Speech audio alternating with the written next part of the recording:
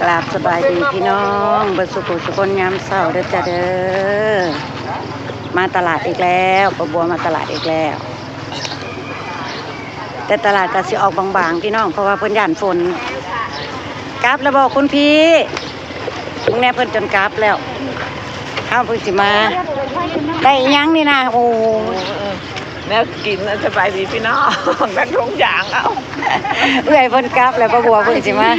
โดย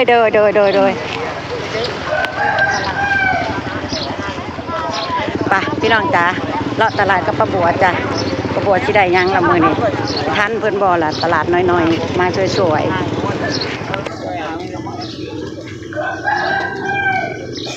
มาเอาร้านขายหมูแล้วพี่น้องป้าบัวเอาน้ำมันหมูมาเฮ็ดยังกระมดมันไปบ้านหนองบัวมันฝนตกห้ามพี่น้องบ่ฮอดตลาดมื้อนี้ฮอดเด้อมื้อนี้คือสิปลอดภัยอยู่ท้องฟ้า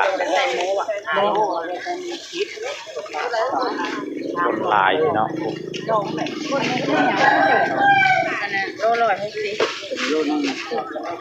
คนหลายปีกเลย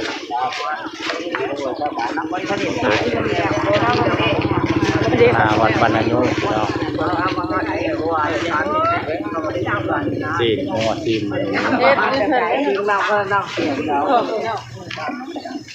พี่น้องกับมาได้หนึ่งพ่อกันนี้แล้วพี่น้องไก่พี่น้องตลาด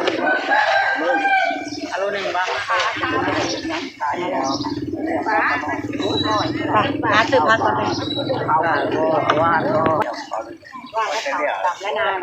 ป้าบัวซื้อฟักกับบัวมาเฮ็ดเป็นสิได้ย่างคนแบบไทยใหม่อยู่เดี๋ยวนี้มันเป็นนะเลยเบิ่งในของหมูเฮานั่นมันบ่ออกคน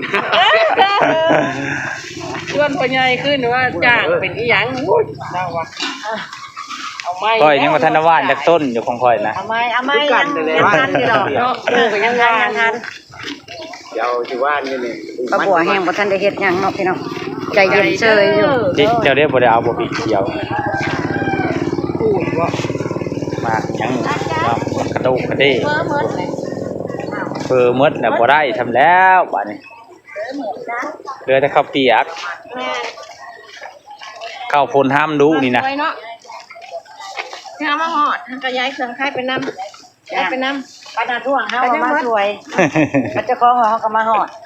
เว้าได้ไหมค่ะเด้อถ้าก็ย้ายเครื่องเลยกินกับเฟอไม่ประกันตัวงอกแกนี่ดิไม่ก้นอยู่แล้วบ่เฮ้ยตัวงอกมีแล้วบ่ตัวงอกเอาติดก้นบ่คนจะเข้าหรอก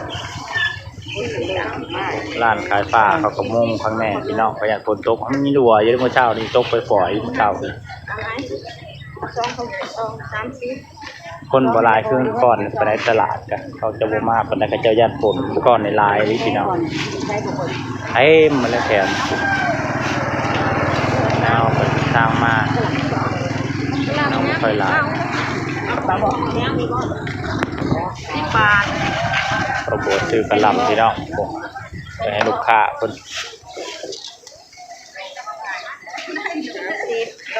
ยังไงแหละพระคองได้2-3อย่างอะไรดีๆอะไรดีๆอันนี้100อันนี้50อันนี้40เป็น190 220คนตากไว้ก่อนเด้อมันนักเด้อออกมาจากเสียวเดี๋ยวเอามาฟ้าไว้โหลดน้ำเฮานี่มันนักกว่าตากไว้ก่อนตากไว้นี่ก่อนมาแล้วก็ย่างกายปุ๊ดลืมไปพี่น้องไปเลาะเลาะปลาบัวไปนี่พักแว่นกับมีเดี๋ยวได้ให้พวกจะกินกับยังและแกงน้ำไม้คือต้นโนมีไก่บ้านกับมีพี่น้องขายหมูขายชีนมันงามๆเอาทั้งนอกแหละปลานิ่มมาซอยนึกว่าจะโล2เลยเรียงยังไปตามปลาบัวไปพวกคนหลายอยู่พี่น้อง เป็นเงาๆเลย เอ้ยมันแบบสีจัดฝนสีตกซื้อได้เส้นได้เด้อทางนี้สิพ่อค้าใจดี เราเสื้อเสื้อเราพี่น้องเอาหน่อยไงเอาไปอ้อมบ่ เอาเพิ่นอยากได้ 15นึงดอกเอาโลด ฮะ 15 จะมาหยัง 15 บาทถุงนึงนั่นเขาก็ผู้นึงก็ถามเอามีคำตอบได้แล้วก็สั่งเอาย่างฝนล่ะอันย่างแดงเนี่ยเศร้าบ่ขาดอ่ะ เอามาไว้อ้อมเนาะ เอาลูกอยากได้ก็เอาหมดเลยตะบัวจัดไป เอาห้อยไปอ้อมก่อนพี่น้องเลย ที่ว่าท่านเนี่ยเราเลยถามเอาคือถือแค่เราแต่ก็เศร้าบาทแต่ว่าย่างฝนเหรอย่ ามฝนย่ามฝนมันออกหลายเนาะ อีนี้ต้องเดินหน้าเลยตัวพ่อเราคุณด้วยเจยังอีก2อย่าง โอ้บ่เห็นตัวอยู่สูงเห็นตัวอยู่ต่าง บ่เป็นหยังดีโอ้ตาจีดี เอาแล้ว กินบ่เบิดดอกซ้ำ คือวันมี2ธงนี่ปลาบัวเมาให้ช้าว่ะ ผมขอบใจได้ก็ได้แต่ย่างกายยังขอบใจอยู่ข้างหลัง ขายดี5 บาท10 บาทของคนนี่มันซื้อได้เส้นได้คนว่า เอาไปซื้อให้เราพี่น้องเด้อเอาอยู่ใกล้จะมาขึ้นก็ได้บ่พี่ดอกพี่น้อง อ้อมก่อนพี่เนาะบ่ดึงต้องมาแงะ เอานายกใกล้มันขึ้นก็ได้หรือว่าสิเดียวเป็นใส่น้องบัวนะเป็นนอกเป็นเด็ดเป็นก็ได้อีกอันนี้เด้อพี่เจ้าเด้อเด้อ เอาราคา โอ้ยเขาดีอย่านั่งก็ไม่ใช่เพียงเด้อ5 บาทอย่านั่งพี่น้องมันอย่าเหือเด้ กำจักบาท อย่าเหือ10 บาท กำ10 บาท อัน เนาะ นี้จะเด้อไม่หาไม่10 กำละ10 บาท นับแต่ได้นั่งกินบ่ได้ดอก ตัดได้นะก็เป็นว่า ตัว ได้นะได้ก็ ตัวฝักยาว ได้ยังไม่ถึงแม่มาตาม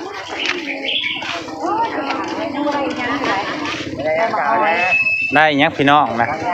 ได้ข้าวโพดนี่โอ้มีแก้บัว จ่ายย้ำได้เราก็เอิญซอยเราก็นะ ผักบงบอก ได้ข่าวได้นะ ยังไงได้3 บาท ก็ได้ยังก็ท่านได้ถามยัดใส่ทงเลย กำละ5 บาทเราเอาอยู่ เอาน้ำหมด แล้วก็จะขาย กับข้าวจะขาย บ่ท้องอะไร ดอง อะไรพลัง นั่นน่ะอ๋อ ผักบัวพางมะข ห นุ อม น น่ะจะกว่าหอมแดง มามีบ่น่ะ มีอะไร มามี มามี มามี ทักไทายว่ามะขนุนบ่ หวานหวาน หวานบอก หวาน เอาใช่ไอ้เก็บดิโอ้ปลาบัวได้หลายอย่างเลยได้พี่น้อง ย่างบ่ค่อยคิดอยากปานใดมังมีนะโดย 10 บาทไม่ พริก 10 บาท 10 บาท 10 บาทเด้อมาคิดเด้อ 10 บาทไปต้น50 บาท10 บาท เมื่อนั้นเขาชื่อไปปล่อยลงหนองอยู่ครบนะกินมาเพิ่น ไปขายแต่มื้อนี้บ้างเนาะก็ไปอยู่นำบ่ติดบ่มื้อนี้ บ่กินมาเตียวน้ำมันเพชร ป้าเนาะสิขอเนาะ สุดแล้วพี่น้องมื้อนี้คนขายบ่หลายพระเจ้าย่านฝน นี่กูเหนียวมันเล็กนะแต่งน้อยนี่เป็นผู้แต่จริงจังนี่โอ้ว่าปลูกมะขั่วดูละมืดที่คนมัน ปลาบัวจะปรุงถั่วอีก มาซื้อมะขั่วน้ำลายไปปลูกพี่น้องเอ้ยคือไก่จ้ะแต่มันเป็นหมูลงนะมันเป็นข้างหรือมันเป็นเครือจะขาวบ้าทุก ตั้งปลาบัวถามเป็นข้างเป็นเครือ ประมาณว่าเฮ็ดข้างเนี่ยมันบ่นี่ผู้เฮ็ดข้างอ๋อนี่ก็ได้คือเป็นขยำเลยแตกหลาย เรื่องมันปลูกคน แตกหลายกินดิบนั่นอันนั้นน่ะปลูกยามฝนมันสิบ่เป็นไปออกแล้วไม่ได้เผยออกแล้วนี่จ่ายนี่ก็ปลูกกับลูกเพราะอีจูนี่ก็แม่นมันออกหน้าออกดีนะเอามาปลูกมาปลูกลองเบิ่งเจริญกะบะ30เป็นสาว อาเคียนคือ20 บาทนึงจ้ะ มาลุซ้อนแดงก็ได้ละ30มาปลูกลองมึงกัน เอาลองเบิ่ง แตงอะไรเนี่ยแตงกินสุดนะปลูกใส่คันนาเบิ่งพี่น้องเพื่อได้เก็บนั่นแน่แตงกินสุดขาวเลยโอ้แตงกินสุดนะ หมอกสุกนอกฟักทอง คนจริงความเชื่อเงินความที่ ป้อนใช้เงินกับป้อนลงกัน โอ้เบิดแล้วพี่น้องเอ้ยมะหมูก็ได้นี่มะหมูเพื่อจะปลูกมะหมู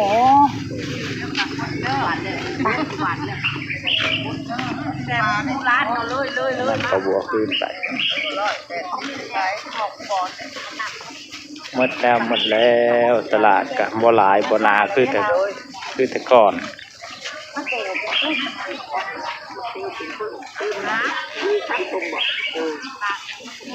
มาเตลก็สุกหมดแล้ว มาเตะแล้วน้อยแต่ว่าเพชรสุดยอดเลยพี่น้องเอ้ย9 บาทบอกเป็น10 บาท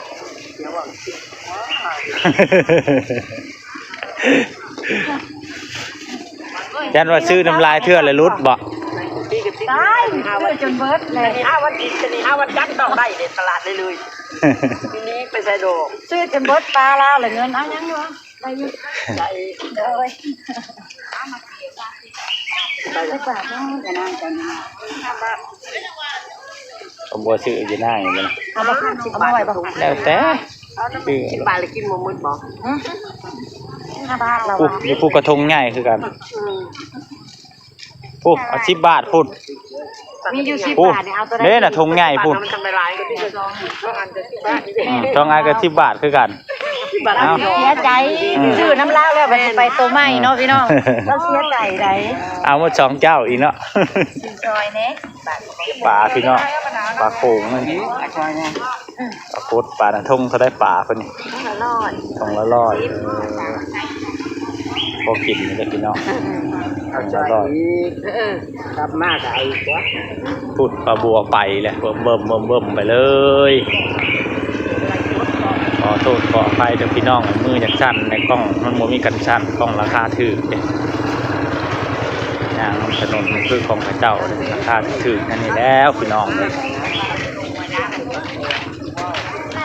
ขายแต่บัดนี้ร้านขายของแล้วขายเสื้อผ้าบ่จักปลาบัวไปบัดคนมาขายบ่หลายบ่ได้มื้อพี่น้องแต่คนซื้อหลายมื้อนี้ร้านขายหมูพี่น้อง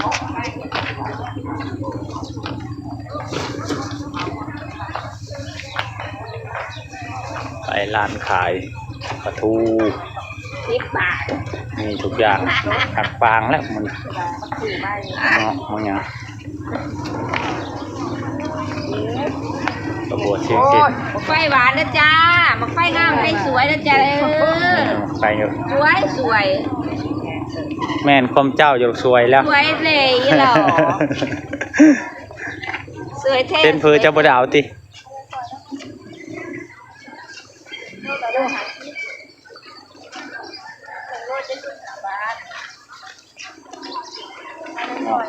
มีมาเต็มเนาะแตงซุปก็มีพ่อค้าเห็นอย่างนอกบาทนอนรับแล้วมีลูกค้า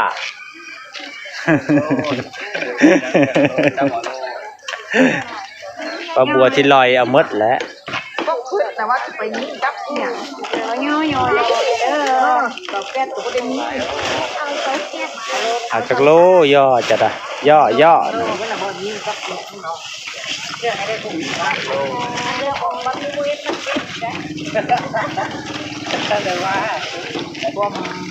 ตลาดบรรณยงพี่น้อง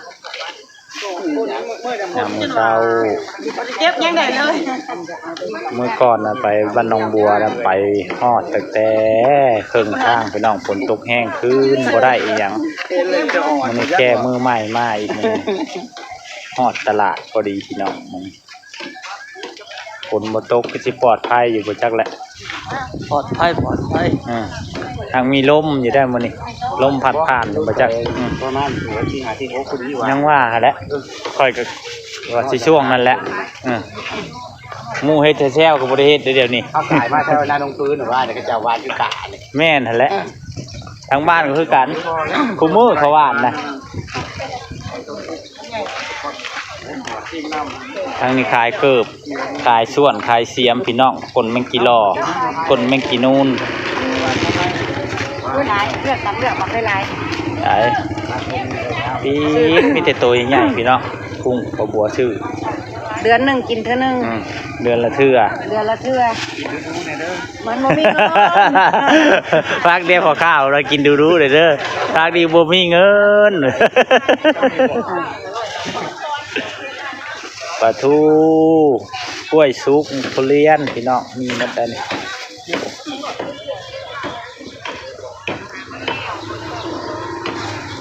บรรยากาศดีพี่น้องมันมีลมเด้อมื้อนี้บ่คือมื้อแต่เก่ามืดเลยคืออยู่แต่บ่มีฝนปุ๊บ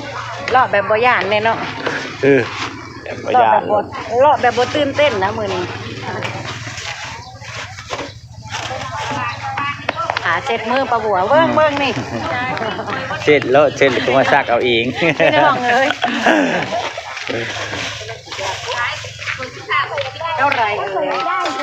อ่ยมีแต่เบิดใหญ่ๆบ่เอาซุปเอา300จานในนั้นคือบอกขอโทษด้วย ใช่จ้า บ่เหลือมื้อเฮือนเลย แค่น้ำมันรถจักรเมื่อนี่ย่างเมื่อเนาะพี่น้องจูงเอาหวานนี่ อันนี้ไปใส่ก๋วยเตี๋ยว ใส่ก๋วยเตี๋ยวใส่เฟอปลาบัวแหละใส่ลงไปปลาบัว เอาถุงอันนี้ขึ้นดู น้อย แป๊บนึงเด้อพี่น้องจัดของใหม่ก่อน ปลาบัวนี่กันยังชื่อป้าไปทางพุ่นอยู่เลยพี่น้องมันมาท่านได้เปล่าฝากน้องพระเจ้าอยู่ทางพุ่น อันนี้ใส่กระเป๋าเอาเนาะ หิ้วเอาตัวนี้เป็นปู ขอรอแบบใจเย็นแน่มื้อนี้พี่น้องเอ้ยตามกันยาวๆเลาะตลาดน้ำปลาบัวเลยบ่ได้เลาะหลายมื้อแล้ว ปลาบัวหิ้วเลยเต็มเลยไปทางไหน เมืองกุ้งก่อน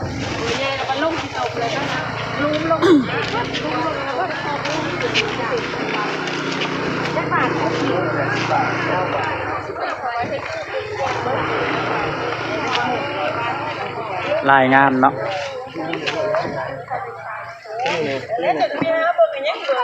เอาตะพุ่นและจังลายงาม คือดอกค่ะแต่พี่น้องดอก กลางแดดกลางฝนกลางลมมาได้ปะ ไปหาเฮ็ด โอ้ยเข้ามาได้แล้วเข้าป่านะ พอดีมันกอหัว โอ้ยมีแต่ใส่เลาะน้ำให้น้ำหน้าเท่านั้นแหละ แม่อยู่ได้ เข้าป่าบ่ได้มุน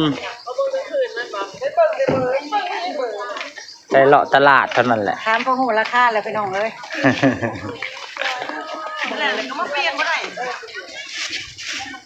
จมยาง เกิบเด้อพี่น้องเกิบเด้อทางนี้ขายเกิบ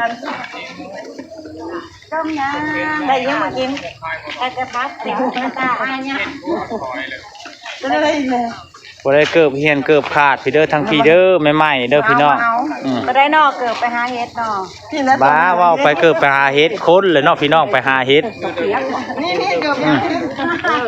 เราไปตัวที่แล้วแม่น้องบ่อยนี่เกิบไปหาเฮ็ดว่าซะ เกิดไปหาเฮ็ด ผู้ได้ผู้ไล่ทหารผู้ได้นี่ยุ่งจังยากทางหลังผู้ แม่ดับ เกิบบูทน่ะรองเท้าบูท ก็คือเหมาะกับตีนประบวชนะเนาะเนี่ยเหมาะดีขนาดมาจบของเราเปื่อยของ โอ้ยซบเลยนะผมเป็นยังไงนะของสื่อของขายจะมาลองของหูได้ว่ะ ปลา กลับไป ตลาดเพิ่งอยู่หนาวัดวัด นี่อยู่ตรงหน้าวัดบรรณยุงพี่น้องปลาบัวไปแล้วเลี้ยงข้าวกุ้งคล้อง กุ้งฝอยพี่น้อง โอ้ยบ่มาถ่ายตอนนี้มันยังงามใหม่ เต้นดงบอกโอ้ยนี่กันยังงามอยู่พี่น้องนี่เนี่ย ใส่อยู่บริเวณหมักคอยกุ้งพี่น้องทางปีเดอร์ เป็นมันอันก่อนก้นกระต้าเลย เพิ่นเอามากระต้าเนี่ยบ่เต็มบ่ เกือบเต็ม โอ้เกือบเต็ม เราขายดีได้จนหมดเอามาปล่อยก่อน คือป่วยปวดเลยบ่ได้ถ่ายลงเต็มอยู่ เต้นยาวเนาะกูช่วยจังได้ย่านฝน โอ้ยมันบ่ตกเดี๋ยวเขาสิตกมันตกเป็นแก่ อันนี้นะให้บอก คนบ่ถ่ายก็ได้ เปียกแล้วเนาะ สิย่านจังได้ไปโลดไปเด้อเป็นยังก็ไม่ได้ซื่อแล้วเนาะ ไปเมื่อนาน 1-2 มื้อดิวานใกล้ตรวจยุบไปปันหัวล้าน ไป ไปมันจะวานกันนำมา ทางนี้ขายชีนขายชมพักทางนี้ ซื้อซอยลาวนี่เด้อพี่น้องเด้อ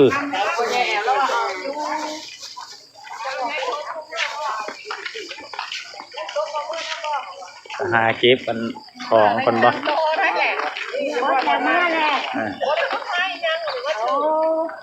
มาซื้อโดยเฉพาะบ่มื้อนี้ มันยุดเนาะมันยุดทางไหนแต่เห็นพอยังไม่ได้เห็นอย่างไร คอยตกกาน้ำตาหนึ่งสีดำตาหนึ่งเจ้าได้ทุนยางมาต่อได้ลูกไม้เล่นว่ายางแล้วไป บ่ไปเอาเครื่องเขาบ่เอา ไปเอานิ้วไหล่ก่อน เอาเครื่องนั้นมาฆ่ากัน งาน เนาะ ได้เงินได้ยังติดหนีก็เจ้าตะพื้นตะพื้นอยู่เลยพี่น้องเอ้ยปะเก็บของกลับบ้านพี่น้องซื้อเสร็จเรียบร้อย จ่ายแล้วบอก ฮะ จ่ายเนาะจ่ายอีกก็ได้ จ่ายอีกจ่ายแล้วแต่ว่าฝากของจ่ายแล้วจ่ายอีกก็ตายเลยเฮาแหลมเบิด